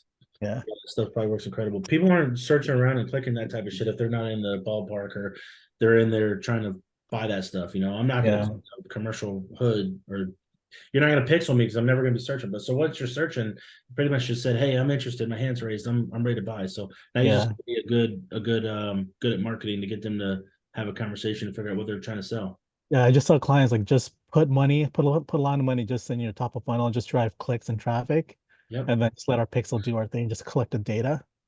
And then, now we'll have we can also resolve their um their their domain email, their company email into like a personal email as well. Yep. That Yep. probably crushes. Plus that $3,000 product. Yeah. Yeah, exactly. That's the internet marketer model for selling courses and coaching. Mhm. Tanner Chittister, that's one of his biggest things is you come to any of his offer pages or an opt into anything, he's going to DM you or cold email you or even call you from call center and just start asking good questions. Mhm. Try to Yeah. figure out what got you interested in what you saw. And then basically long conversation into sales. Yep. Does extremely well. Um anybody any other thoughts or ideas or Yeah. questions? Once they're a customer, let's say they take your decal, then what's the flow look like? Do you have them on an automated sequence, or every other day, do you write an email to Yeah. everybody, or how do you set that up? Is it Good automated or? question. No, yeah. So the first automation email, so the initial post purchase automation, the very first email they're going to get is order confirmation. Anybody buy something for you, make sure they get the order confirmation. The second email they typically get is going to be their tracking number that says, "Hey, your order just shipped. Here's your tracking." The third one is going to be, "I confirm their order, their tracking has been delivered." And I'll tell you why I do this one. Delivery emails. Your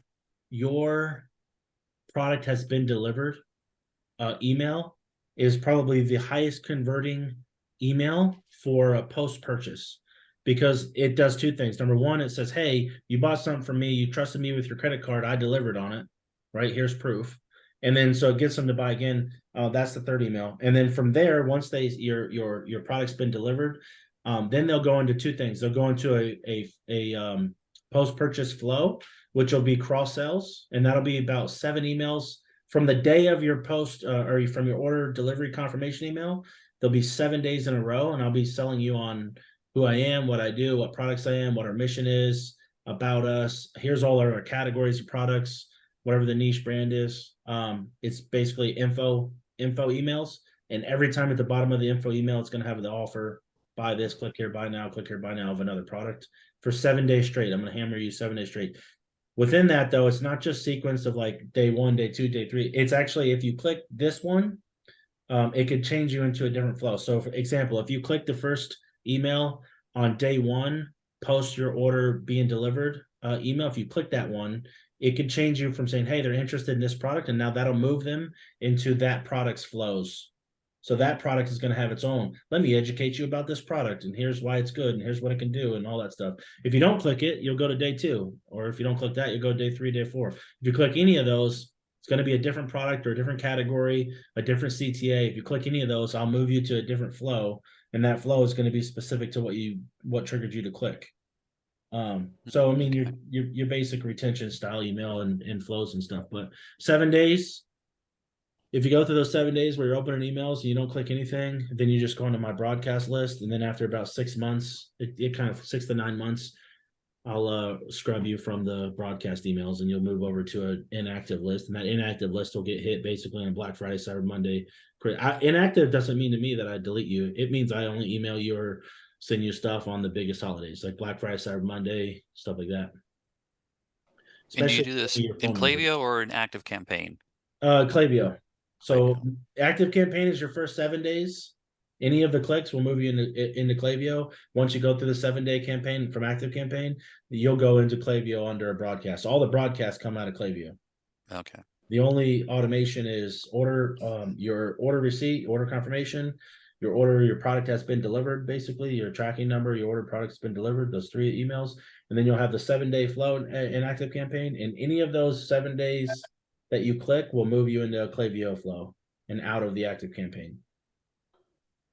And that shit is not rocket science. I can tell you the emails are not, I promise you they're not great. They look good, they're designed well, but like it's not rocket science. It's not anything crazy that anybody can't do. I can chat GPT what it says, and I can create a pretty decent little image for the product and have good CTAs and make sure the links are correct, and it'll do well. Effective enough, you know. Who do you use for SMS? Two people. I've used let's see, I have used on this Klaviyo has SMS, but I just moved this to huge, one of these big ass SMS. Oh, post pilot. Postscript? Yeah. Postscript, exactly. Yep, that's it. Postpilot is the postcards. Yeah. Yeah, Postpilot, I send postcards. Those work like hell too, but Postscript, that's it. So I use Postscript, and then there's for that brand. Then I've also used this fucking brand. This girl's been pounding there's another SMS one. There's 2 big ones. Postscript. Attentive. Yes, Attentive. Yes, that's the other one. And I don't get caught up in that shit, nor do I get in the trenches with that stuff. I have a gal who runs that stuff. Okay. And the Postpilot, does that work well? Postpilot crushes. Really? Every month there's a campaign. Right. I have 12 campaigns a year. Every month there's a new campaign. It goes out to I'll segment the list. You can do, obviously there's a 600, 700,000 people on the list that have an address through this one brand that we use it on. It does extremely well. The offer's incredible. Typically it's like, here's a discount code for an offer. It does extremely well. Okay. Yeah. I'll try it. Yeah. And I've actually done Postpilot postcards with a free offer to people who have opted in and not purchased, and that also does well. So like that first step in the opt-in page, take their if I have a their first step order form, if I have the address in there as the first part of that first step, then I can capture a physical address and send them a postcard. and that does well. It also depends on the brand. I'm not going to send a postcard to for a fishing jig. But if you're selling $3,000 commercial cooking hoods, that works well. It's another touch point. But not for the decals. Not for the decal. Not for No? the decal. Okay. I've done it for a free NAR, which is about the same price as the decal. So I won't say it doesn't work, but I've done it for a NAR for the dog niche. The NAR actually, hey, make sure you get your dog some NARs. It treats on us. Happy National Dog Day. Use this code for some free NARs and treats, stuff like that. You use QR codes on your print? Every product has a QR code. And every QR code tracks back either to the PDP or the homepage of the website. It's like defaulted. If it goes to the PDP of the product for repurchase, and if there's something buggy about the QR code, I have it just revert back to the homepage of the website. But every product I have that goes out has a QR code. Obviously, except hats. I don't have QR codes on hats, stickers, shirts, all that stuff. None of the apparel stuff has QR codes, but branded products do. Have you had It's another brand rip off your designs and sell it? All the time. They do still to this day. What do you do? Go to imagine.meta.com and just create a new one. Just obviously some of the designs I sell that sell really well, I'll go get copyrights on it. So stuff that does really well, that sells me a lot of high volume, I'll go get copyrights on it. And you're talking about registering a copyright, it doesn't cost much or take long, but and then even then when you get it, you have to go take them to court to let me back up. Here's what I do. I'll show you this. Show you a brand.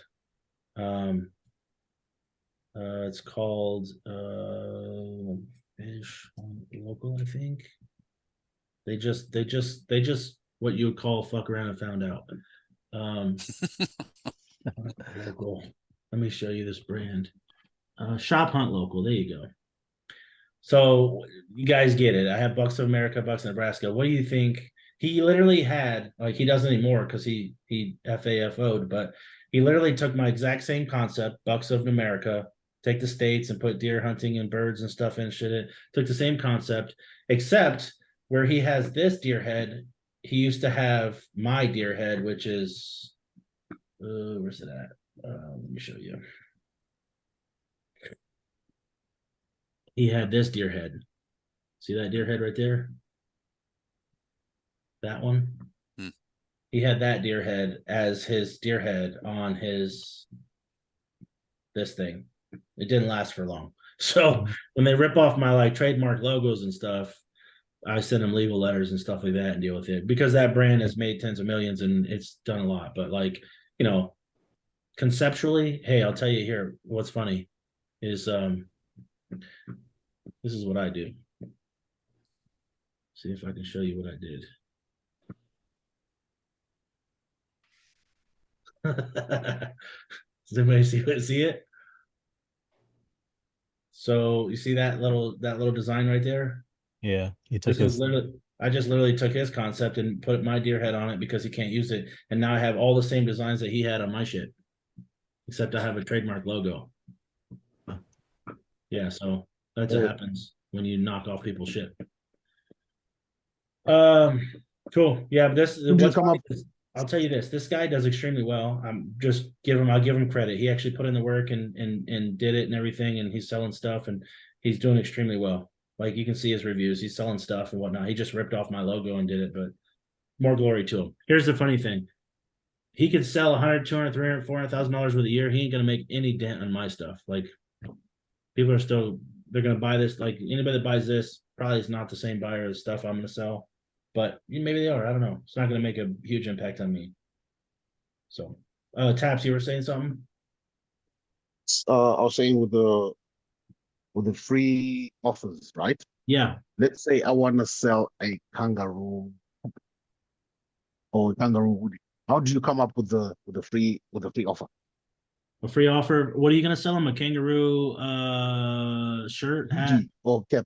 Yeah. Okay, hat. Okay, so for kangaroo, how do I come up with a free offer? One, I would probably do this. I would probably go to wherever my Imagine is, and I would probably do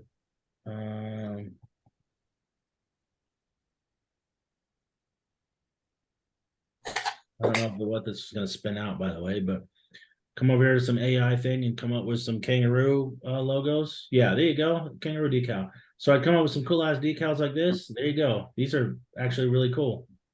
So I'd have these. I'd literally use these decals. I'd get these decals printed. I'd use them as a thing and run them as an ad and be like, get your free bundle of kangaroo decals if you really love kangaroos.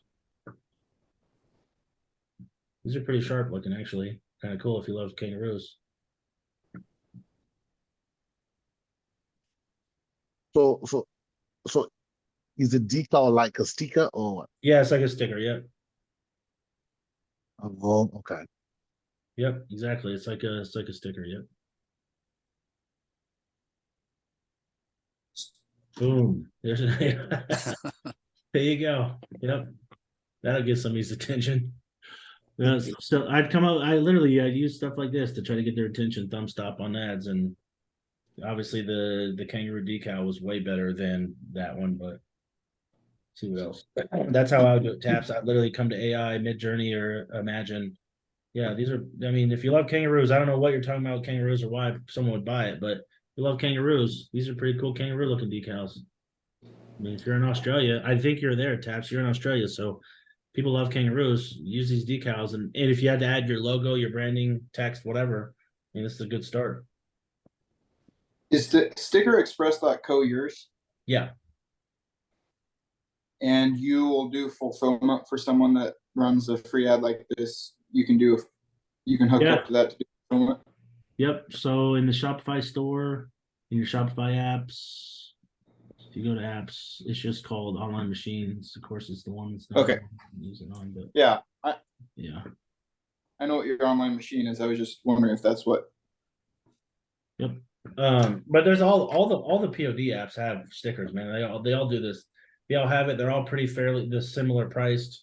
Like everything's pretty similar from a pricing standpoint. Yep. What else you guys got? So- Any thoughts? So question for you. Out of all of your brands, since you have a ton, which ones are the ones that are doing the best? I know you said Natural Yeah. Dog Company is doing really, really well. Yeah, that one's the longest too. It's 9 years in business. Wow. The next one that's doing really well, it's seasonal though, is the Bucks brand. That one's very seasonal because hunting season is only the quarter of the year. For deer hunting specifically, the brand name kind of pigeonholed me into that. But I spurred out into Fens of America and Ducks of America, which duck season goes in a little longer throughout the year, and then obviously fishing is year round. So working on doing those. I got logo designs, conceptions, and products and stuff. I mean, going well is all. I guess it's relative.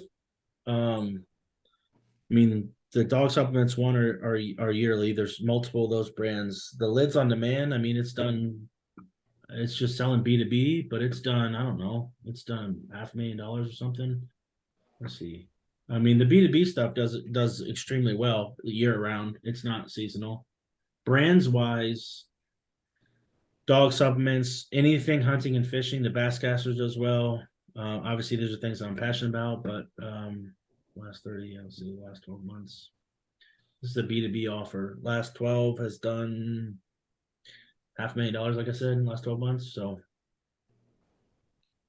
that's just selling 6-pack of hats, 12-pack of hats. But I don't know. I don't really get caught up in. I mean, yeah, Basscaster's doing well. Liz is doing well. Sticker's doing well. Everything. I mean, all these things are doing well in some sense. Tumblers. I mean, obviously, that's like this. This right here is what this is. It just sells. Upload your logo. If you can see me on the screen, not the screen share, but just upload your logo and get it laser edged on a Tumblr. So How did you sell the tumbler? how do I? How do you sell those tumblers? Do you also have a free? What's the free? I actually do have a free Tumblr offer. That's a good question. It might actually just be called landing, which would be dumb if it is, but that's not it. It's in work, I think, work in progress. Let me see.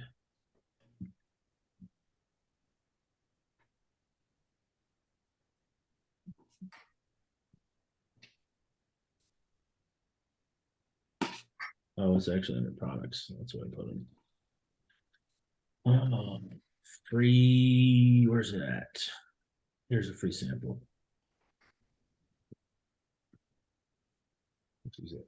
This is the lead ad right here.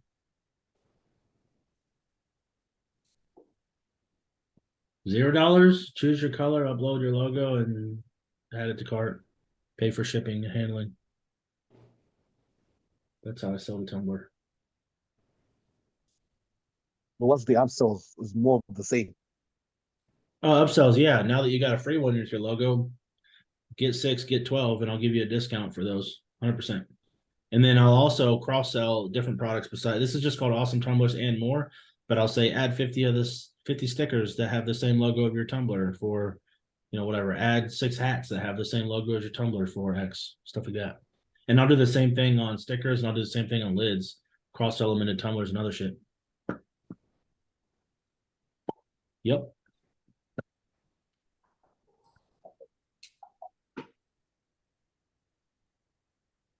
Cool. Well,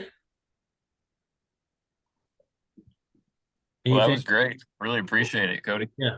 Yeah. Thanks for jumping on. I'm glad you guys could. I am going to email you guys the recording of the Zoom. I'll send individually, I'll send the link out to you guys. And then, yeah, I'm glad you guys could jump on. I just wanted to do this. 2 reasons. One, I wanted to conceptually get the feedback of a lot of people that want to see this and just to show people that, what I'm doing, but also the same rate I'm trying to figure out. The only thing I'm trying to figure out is feedback on is this stuff valuable? Like, is it any different than what you thought have been teaching and other people are showing you? Trying to figure out, if this is any different or any new or change anything. I think a lot of the questions I hear are the things that I just showed. Or people like, man, I don't know how that shit works. And the questions that I think Alvin asked, the question was like, how much do I commit? Like that answer is probably one of the biggest answers that I give. It's like as much as I can commit without going broke, but keeping the brand active long enough so I can build up a big enough customer list to make profit. And so like that's my goal, So it's really hard for me to get into the info world in depth like a lot of these other guys. I'm not a hard sales guy, so I'm trying to get the feedback. I do have a kind of a question, change subject. Um, when would be a good time to be able to talk to you about signing up for the online machine? Just ping me probably middle or earlier next week. That's probably easier. After holidays and stuff. Everyone's kind of just post Christmas and trying to get back in the swing of things. So early next week, if you want, just ping me a message on Facebook. Okay, sounds good. Awesome. Don't get frozen up there. Yeah. Yeah, appreciate you guys. Thanks for jumping on. I'll send you the link. I'm gonna save the video. I'll probably upload it to YouTube as I'm published, and I'll send you the YouTube link so you guys can have it perpetuity. All right. Thank you. Cool. Yeah. Anything else you think you want to ask or that you might think I didn't show or want to see or anything? I mean, I can do share screen, show anything you want to see. When is the next one, Cody? Oh, I don't know, man. I just wanted to jump on today. I don't have any thoughts on the next video or live or anything. I've just filling this thing out and seeing what people's feedback is on this. So, Cody, what was the name of that Facebook program where you can monetize your page with? it's you talked actually about very beginning. Meta collaborator stars. Basically, when you go on your Meta, let me see if I can.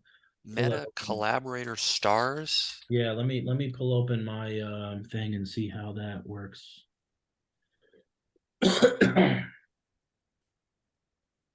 So let's see. I have a fan page that has close to 1 billion followers and it gets incredible engagement, but I don't monetize it in any way, really. Here, let me look at it. So,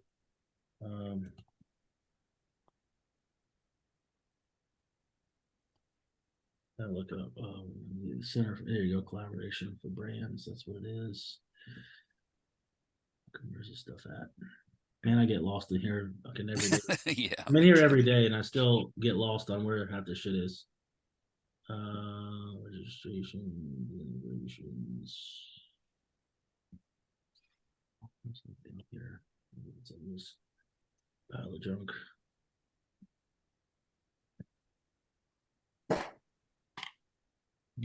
This collaboration center.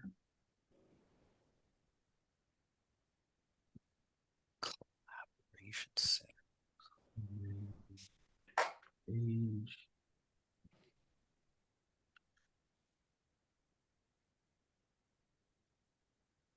You can see I'm really well versed in how this stuff works.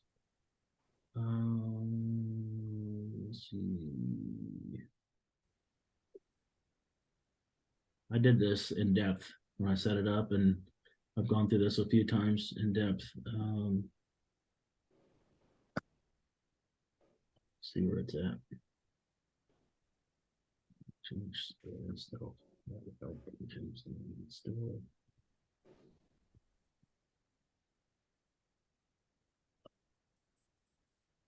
That's credits. There's the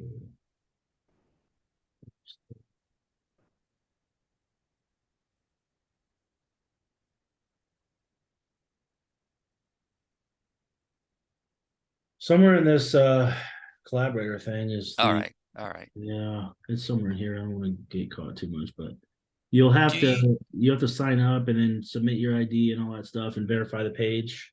And Okay. then it'll say turn on, like I'll show you on my phone because I'm pretty sure it did it from my phone, but I'll show you on my phone real quick. This will be a lot easier.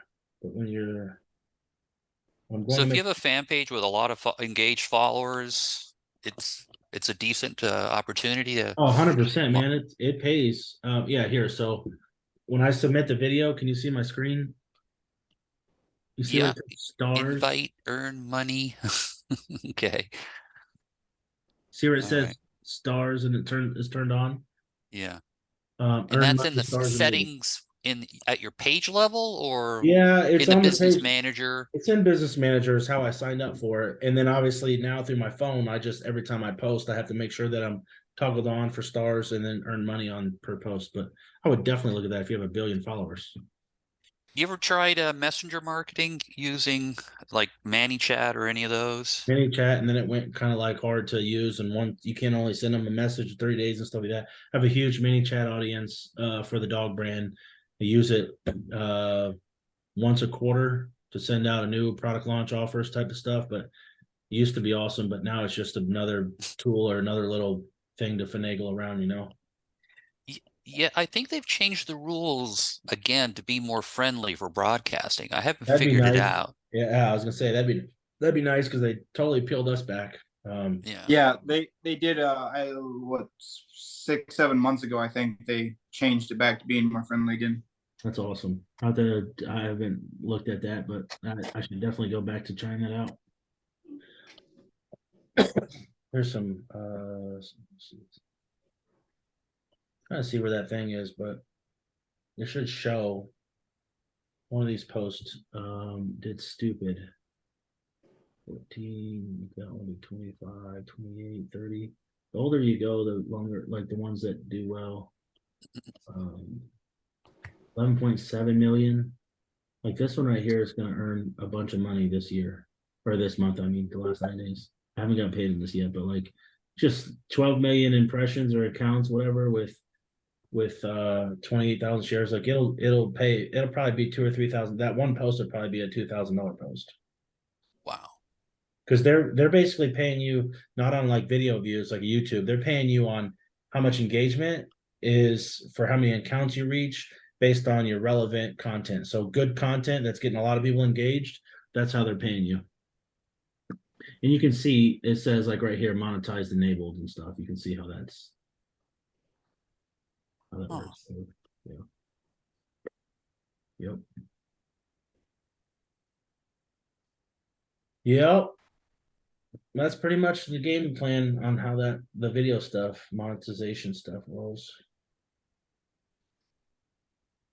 That one works right there. Monetization enabled. Pretty cool. Yeah, right on. Appreciate you All right. guys. Y'all have a fun Thank you. rest of the All week. right, Cody, thank you. Take care. See you guys. All right, Thanks. bye. There it is.